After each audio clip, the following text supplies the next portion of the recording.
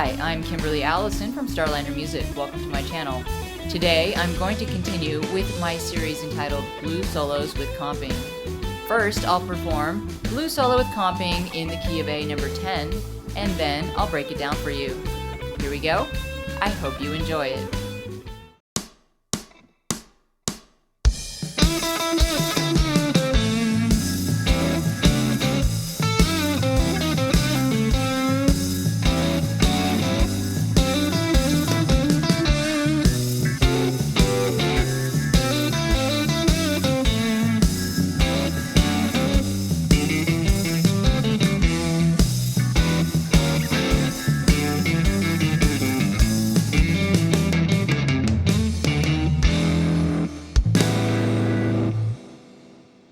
All right, let's break down Blues Solo with Comping in the key of A number 10.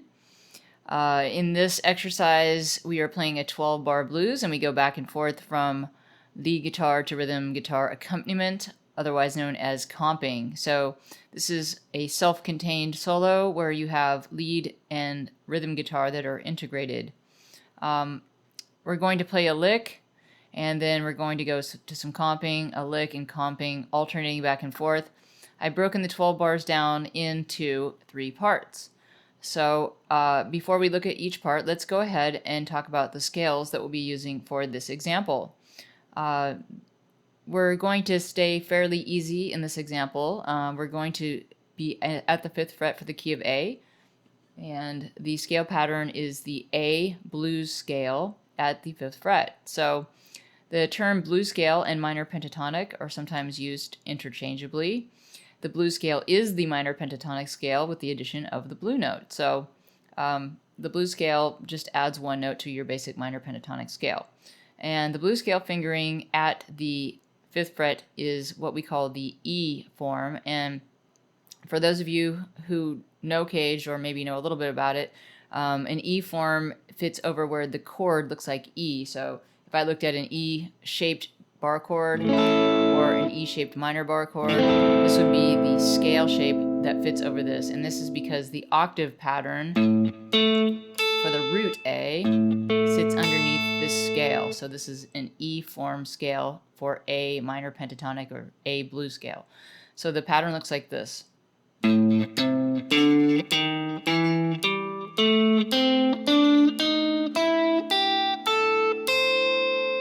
We will also shift slightly into the bottom of the adjacent form of the caged system pattern down here for A blues scale or A minor pentatonic. So the A minor pentatonic here is called the G form. It's adjacent to the E form on the back side, and this pattern looks like this. So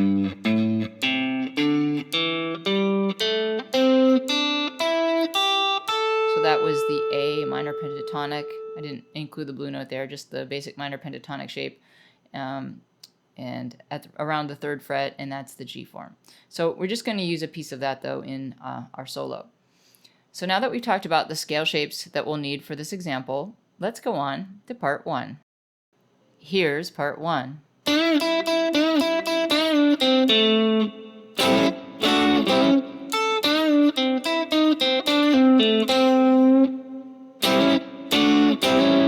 So we're going to start out with triplets, and we have a bend. We're going to bend a whole step on the 3rd string from the 7th fret until the note sounds like the 9th fret.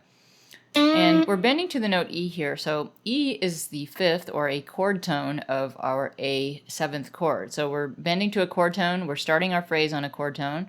Many of you know I like to begin or end phrases on chord tone. So we're starting on the 5th, we're bending to it. We're playing the 5th fingered here under our index finger. So we're reiterating the 5th in a fingered way versus the bent way that we stated it in the beginning. So, and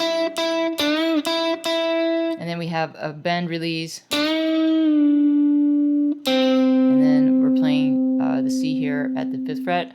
And then we're ending on the root A. So, and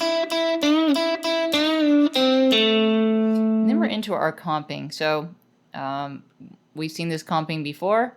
We have an abbreviated A 7th chord. And this is the flatted 7th, the 3rd, and the 5th of an A chord. a 7th chord. And so we're going to hammer on, though. We're using a partial bar here at the 5th fret, and we're hammering on with our middle finger from the C that's under the bar to the C sharp. And this gives a nice bluesy character to this comping because we're hearing a little bit of that minor third as we hammer on to the major third. And so we get the mixed elements of major and minor together, which is a very signature sound for the blues. So we're hammering on to the major third with our abbreviated dominant chord here, A7. And then we have a quick visit to a D triad, which I'm fingering under my ring finger. Now, this isn't really a change to the chord D. This is just creating some harmonic motion around the A chord, so it doesn't seem so static. So we have, so we're right there with D providing a little suspended tension, and then we're right back to the A7. So let's put that with the first lick again. So we have, and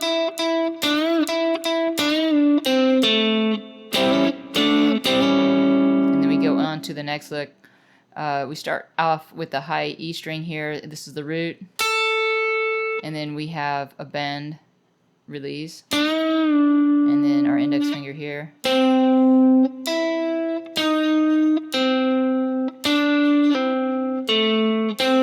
So let's break that down. So we start on the root, bend, release, then we have a roll of our index finger, and then pinky plays the blue note, back to the index, then we have a pull off here. There's the root A, but we end the phrase on C, which is a minor third, but remember, this is the blues, so we can play minor thirds. You could even maybe bend it a little if you want, but I think I notated it as a C. I might be bending just a little bit, just my ear likes that microtonal sound. And then we go back to the comping. So same comping we used before. Let's put the whole first part together. So we have,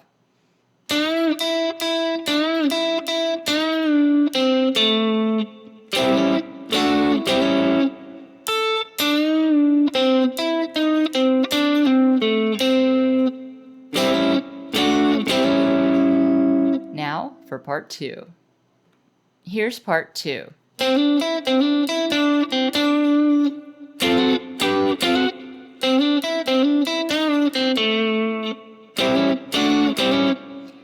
So I start this first lick in the second part with hammer-on phrasing, and this is a triplet, so triplet, hammering on from the 5th fret to the 7th fret, and then ending on the E, and then I end this lick on a D note because the D announces the arrival of my D7 chord, which is the 4 chord in this key. At this point, I go up for comping to the 10th fret and play the same comping pattern I did at the 5th fret. Now it's D7 instead of A7. So I have an abbreviated D7th chord. I'm hammering onto the major third from this partial bar. Then I go to a quick G chord, which is this G triad's providing just suspended tension for the D, and then I'm hammering back on into D7. So same comping pattern transpose, then I go back to the 5th fret, and my lick is call and response here. This means essentially question and answer. It's conversational. I start this lick out the same way the previous lick started, except it ends differently because it will announce the arrival of the 1 chord again, the A7. So the lick starts out with the same triplets, but ends differently on the A. So now I end on the A, and I go back to my A comping because I'm back at the 1 chord A7. Let's put that together.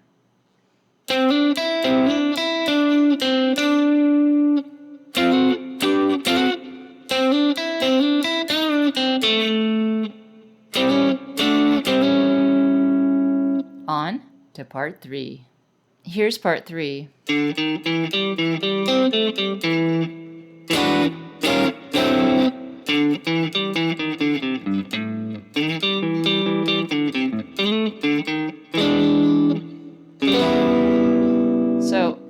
3 starts out on a triplet that incorporates the blue note. So we have, that's the first triplet, and then the next triplet. And then we roll this index finger from the tip to the flesh. So, and come down the scale. And then we end this lick on E because we're leading into our E 7th chord, which is the 5 chord of our 12-bar blues in the key of A. I'm interpreting this E 7th chord as an E 9th chord, so I'm using this voicing, and I'm walking it down chromatically, and then I go back into the lead guitar, and I'm starting here in the minor pentatonic, so I go, and then back to triplets, using the blue note, down the scale, and this is where I make the shift into the lower part of the G form, and then leaning back into the root A. So I end the phrase on A. Here it is again. So I'm shifting down into the lower part of this adjacent pattern. And then after that lick, I go into another lick. I kind of slide back from this area over to here with an approach slide, and I have triplets, so, and then slide back, backslide, going down to the A, and then sliding up to the higher A, and then I approach the 5 chord at the end of the progression chromatically with the blue note, and then use this abbreviated 3-note dominant for E7 here. So this is the root, the 3, and the flatted 7 of an E7. And at that point I end on the 1 chord, which I'm interpreting as A9, and I'm using this voicing, which is a rootless voicing of A9, but the bass has an A. This is enough to suggest A9. This is the 3rd of the A, the flatted 7, the 2, which is the same as the 9, and the 5. So abbreviated A 9th chord, and that's the end of my solo. So let's put that last part together, part 3. Here we go.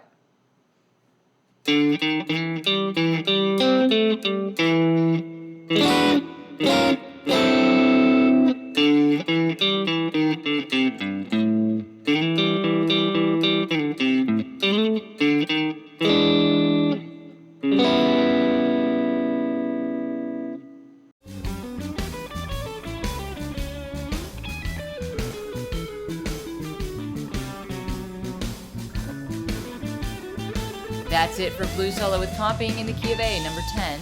I'm Kimberly Allison from Starliner Music, and I hope to see you back on my channel soon.